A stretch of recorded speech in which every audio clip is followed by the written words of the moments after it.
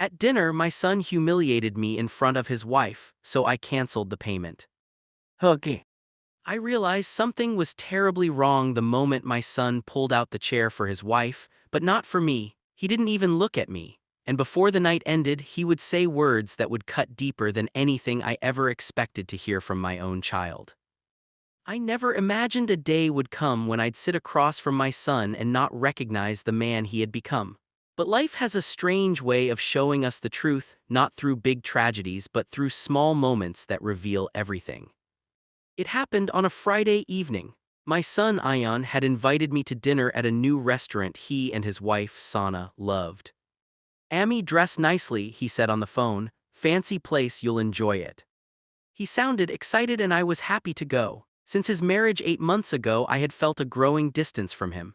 Not because of Sana, she was polite, sweet, always respectful, but because Ion seemed to be slipping away. He called less, visited rarely, and when he did, he seemed busy, emotionally elsewhere.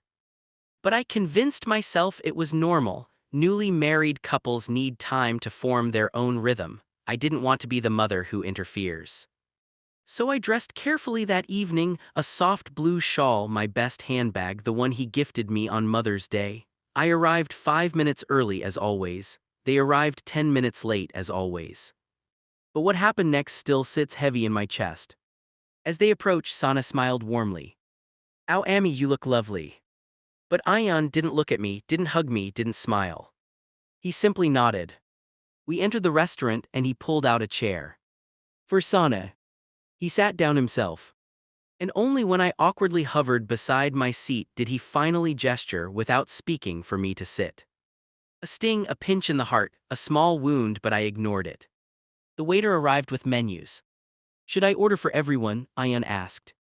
"Oh no, Beta, I can pick." He cut me off.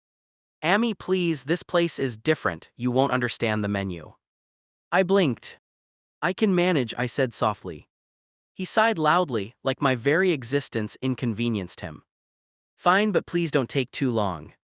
Sana looked uncomfortable. "Ion, it's okay." He shrugged. I kept quiet, I didn't want to embarrass him. But he was only getting started. The humiliation.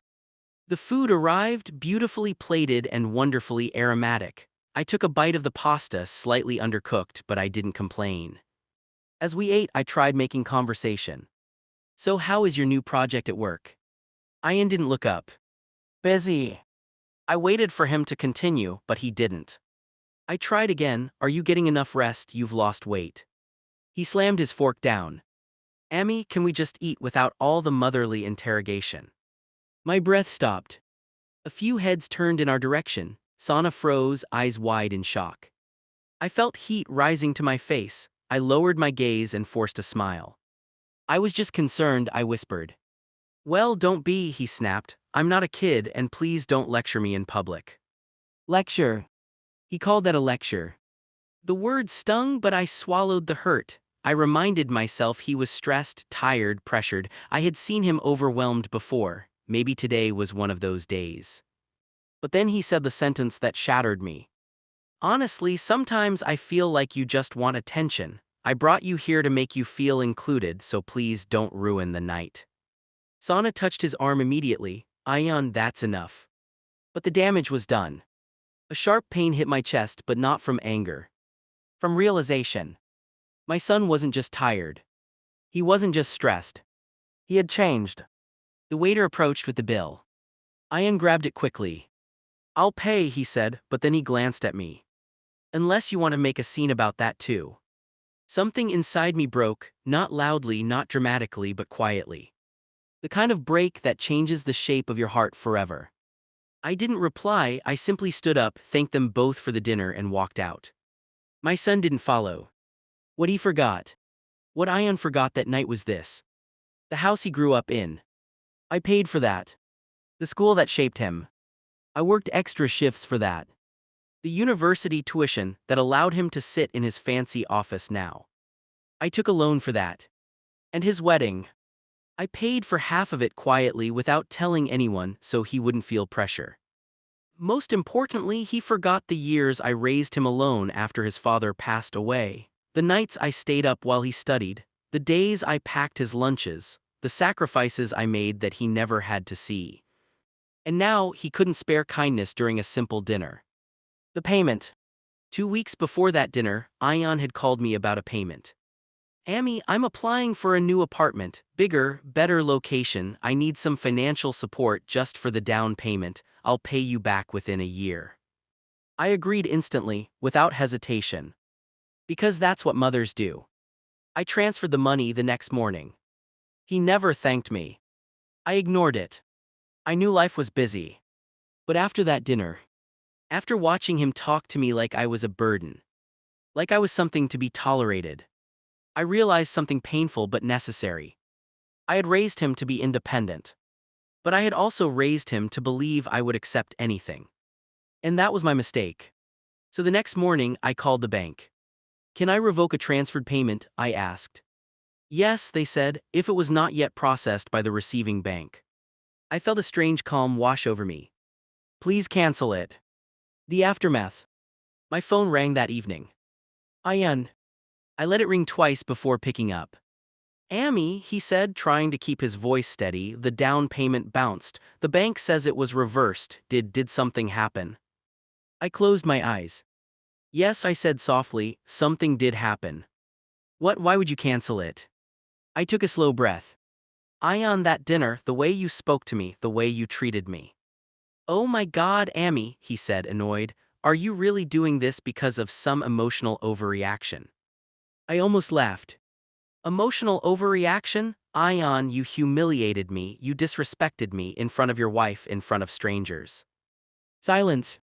And you want me to help you buy a new apartment? I continued. Why would I invest in a place where I know I won't be welcome with love and respect? Amy stopped being dramatic. No, I said firmly, for the first time I'm not. What Sana said.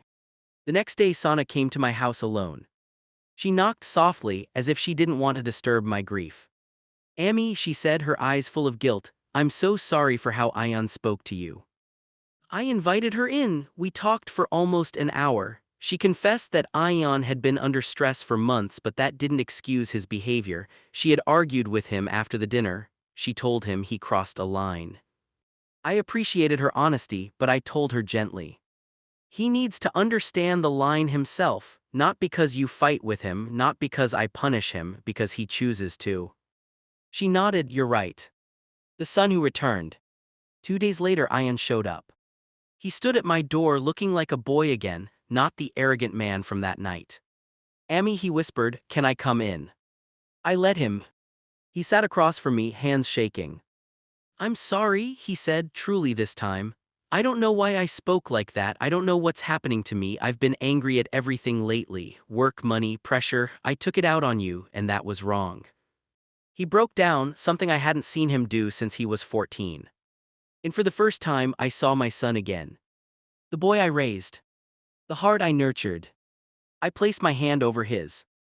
Ion, I will always love you, I said, but I won't let you disrespect me, not ever. He nodded quickly. I know I'm ashamed, I'll fix this, I promise. I believed him. Because this time he meant it. The real lesson. We often think love means giving endlessly, forgiving endlessly, tolerating endlessly. But sometimes love means drawing a line. A line that says, I raised you. I supported you. I love you. But I will not let you treat me like less. Respect is not earned once, it must be maintained. And boundaries are not weaknesses, they are anchors that keep relationships from drifting into disrespect. Ian eventually got his apartment. He didn't ask for money again. And our relationship slowly, genuinely healed. Not because of the canceled payment, but because he realized that a mother's love is deep, but not blind.